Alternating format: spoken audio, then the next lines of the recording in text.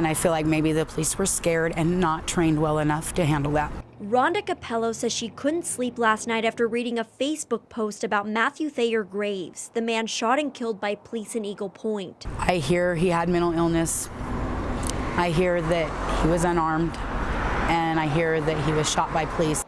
The incident happened last Wednesday night at Carl's Jr. The Jackson County Sheriff's Office says 33-year-old Matthew Thayer Graves was not complying with police. Investigators say things got physical during the officers' interactions with Graves. They say Eagle Point police first used a taser, and at some point Graves was shot. It's a tragic thing. Anytime human life is lost, it's tragic for the families and the family of the officers, and it's tragic for everyone. They are still trying to determine exactly what happened moments before the shooting. Police interviewed the 2 Eagle Point officers Wednesday and are still waiting on Graves' autopsy results. In a public Facebook post, a woman identifying herself as Graves' mother writes that her son suffered from schizophrenia. Part of the post reads he was not on drugs and did not have a weapon. He walked 2 miles to a Carl's Jr. to buy a couple of hamburgers and bring them home to eat.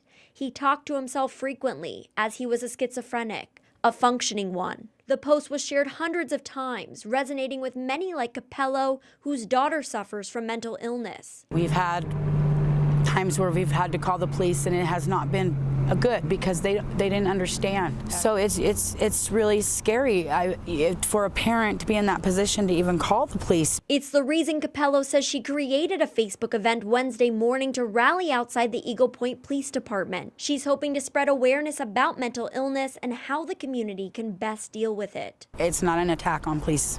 It is to just bring awareness that we are, as a community as a whole, we want better trained police officers. We want to be able to work with them instead of be afraid to call them.